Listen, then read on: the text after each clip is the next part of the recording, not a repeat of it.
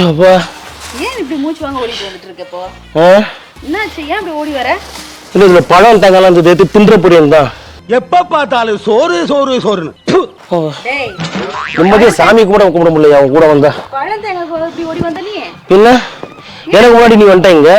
என்ன இப்படி அலையிற? ஏன் நான் எங்க அலையிறேன்? என்ன பிரசாதம் இருந்தா வீட்டுல எடுத்துட்டு போய் சாமி வச்சு கும்பிட்டு சாப்பிடணும். அதெல்லாம் மத்தவங்களுக்கு. நான்லாம் தெய்வ மகன்.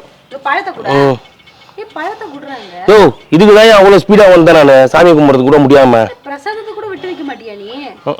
சரி நான் அலைஞ்சாவா இருக்க சோத்து மூட்டை. நாங்கெல்லாம் சாமி படையல் போட்ட தின்ற ஆளுங்க. கோவிலுக்கு வரும்போதே நினைச்சேன் சாமி கும்பிடலாம் வரல, இந்த பிரசாதத்தை தான் வந்திருக்க நீ. உன்னெல்லாம் யார் இங்க வர சொன்னா? யார் வர சொன்னா? அவ்வளவு ஆர்ப்பாட்ட போய் உனக்கு வயிற்றுச்சல் உனக்கு. ஏன் அப்படியே சாப்பிட்டுட்டு இருப்போம்னு சொல்லி பயந்து ஓடி வந்தியா? பொறுமையா சாப்பிடணும். நீ சாப்பிடு. மரத்துல உட்காந்து சாப்பிடுற மாதிரி சாப்பிட்டா நீ சாப்பிடு. ஏய் என்ன பழத்தை நீ சாப்பிட்டு தோல் எனக்கு குடுக்குற? லூசானா? இல்லடா லூசான்னு கேக்குறேன். தோல்ல தாண்டி விட்டமின் எல்லாமே இருக்கு, சத்து பூரா தோல்ல தான் இருக்கு. எல்லாருமே தப்பு பண்றாங்க, தோலை தூக்கி குப்பையில போட்டு பழத்தை தின்றாங்க. நான் எப்படி பார்த்தா தோலை தின்ட்டு பழத்தை தான் குப்பையில போடணும். அதனால நான் நல்லா கூட பரவாயில்ல, நீ நல்லா இருக்கணுன்றதுக்காக தான் தோலை உனக்கு கொடுக்குறேன். சாப்பிடு. எப்படி சாப்பிடணும்னு தெரியல, எப்படி ஆரம்பிக்கணும் தெரியல, நீ ஆரம்பிச்சு காட்டு. ஒன்றும் பிரச்சனை இல்லப்பா. அது பாரு காட்டு காட்டு.